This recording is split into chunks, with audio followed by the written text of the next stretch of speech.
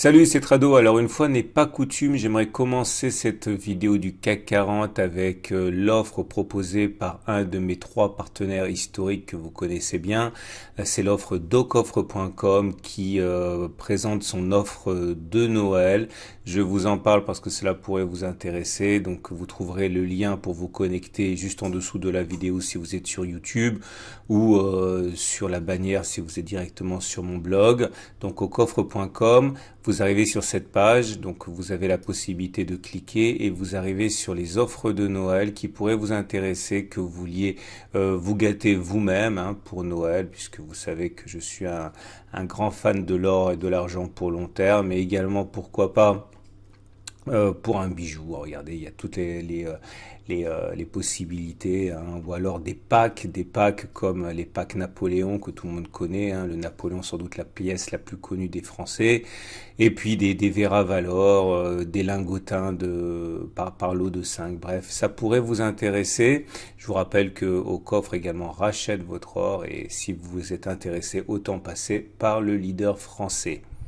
Salut, c'est Trado, content de vous retrouver pour la mise à jour de l'indice parisien. Alors les nouvelles étaient plutôt mauvaises aujourd'hui, puisque on s'est rendu compte que les exportations chinoises que l'on attendait en légère hausse se sont finalement avérées plus faibles que prévu.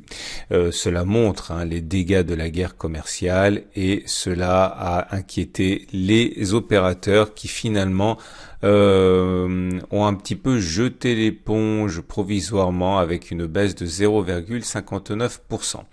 Alors, on revient au basique. J'avais expliqué dans la vidéo précédente, celle de vendredi, que nous avions eu un franchissement en force, ici sur cette bougie de vendredi, de la résistance que j'avais faite figurer ici. Vous voyez, c'était une résistance. Vous savez que c'était un petit peu mon garde-fou pour la baisse.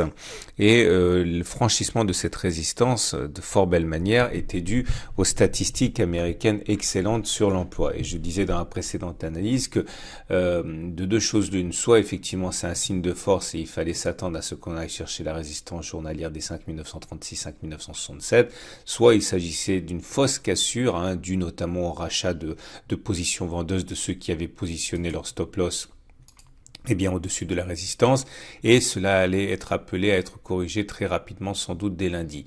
La séance d'aujourd'hui est un petit peu mi-figue mi-raisin, puisque il y a effectivement une correction, mais on reste dans le cadre de la précédente résistance. Ici, on n'est pas repassé en dessous, on s'est arrêté dedans. Donc, on va dire que c'est inquiétant pour les haussiers, mais tout n'est pas perdu puisque cette zone a été préservée. Je préfère néanmoins l'enlever parce que le fait qu'elle ait été bafouée comme ça me laisse un petit peu suspicieux par rapport à son efficacité, mais pour l'instant, encore une fois, cet aveu de faiblesse suite à la cassure de la résistance n'est pas forcément très encourageant.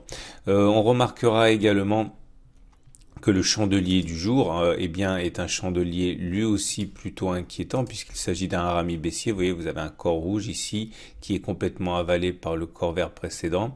C'est un harami baissier, ça se trade. Ceux qui veulent le trader doivent savoir qu'il faut mettre un stop loss, on va dire au-dessus des précédents sommets. Voilà, on peut prendre un petit peu de marge, 0,6, 0,7%. L'objectif est donc de faire au moins du 0,6, 0,7, ce qui nous satisferait pour ceux qui prendraient ce trade, c'est d'aller chercher bien sûr le support journalier avec un excellent ratio gain-risque. Je vous rappelle qu'à titre personnel, je suis toujours en swing baissier. Je vous reviendrai sur ça avec la moyenne mobile à 20 jours puisque mon stop est au-dessus. Mais en tout cas, pour ceux qui envisagent maintenant un trade haussier, c'est un petit peu plus compliqué parce que je l'ai déjà expliqué, il faut un stop loss logique, généralement au-dessus du précédent creux. Le précédent creux, il est ici, donc ça voudrait mettre un stop à 2,7%.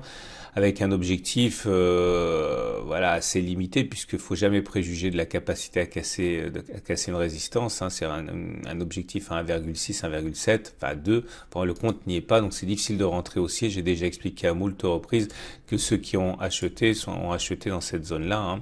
Et pour l'instant, soit ils ont pris leur profit, soit ils laissent courir leur gain. Mais là, c'était effectivement le bon timing d'intervention. Nous avons également évidemment les indicateurs techniques à superviser. Alors, la moyenne mobile à 20 jours est toujours au-dessus. Voilà, moi je vous rappelle que moi je suis rentré baissier à peu près ici, hein, sur mon swing baissier avec un objectif à 1,7%, je me rappelle, et j'ai mis un stop un peu large au-dessus de la M20 en cas de retour à la M20. Bon, pour l'instant, c'est pas menacé, l'évolution du jour va dans mon sens, mais bon, rien n'est joué. La moyenne mobile à 7 jours, elle est descendante. Alors, je mets tout de suite les bandes de Bollinger, voilà. Et je mets aussi la moyenne mobile à 50 jours parce qu'elle a été sollicitée récemment, donc c'est assez intéressant, elle est là. Je vous rappelle que généralement, on convient que la moyenne mobile à 50 jours, c'est la tendance, on va dire, un peu lourde en jour, en daily. La moyenne mobile à 20 jours, c'est la tendance générale, et la moyenne mobile à 7 jours, c'est la tendance de très court terme, on va dire, hein. Donc voilà, l'idée, c'est qu'à partir du moment où on a rebondi sur la moyenne mobile à 50 jours, il était envisageable de repartir à la hausse, mais il fallait encore retourner la M20 haussière, hein, pour basculer en tendance haussière, et là on l'a même pas touché, donc tout reste à faire. Et en plus, la moyenne mobile à 7 jours, pour l'instant, elle est toujours baissière, vous voyez, donc ça veut dire qu'elle n'offre pas un rôle de support intéressant comme elle a pu offrir ici, vous voyez, lorsque la moyenne mobile à 7 jours était ascendante, ou encore là, ou encore là, ou encore là. Là, elle est baissière, donc on risque de tomber à travers sans ménagement. Pour l'instant, on ne peut pas savoir ce qui va se passer, mais idéalement, il faudrait se tergiverser de telle manière que la moyenne mobile à 7 jours commence à devenir ascendante pour offrir une sorte de support dynamique. On n'y est pas du tout. La loi du retour à la M20 pourrait bien jouer, mais attention, hein, ça peut être parce qu'on va chercher la M20, comme ça peut être parce qu'on plonge et que la M20 viendrait coiffer les cours et toucher les cours, hein. Donc attention aux conclusions trop hâtives, on verra.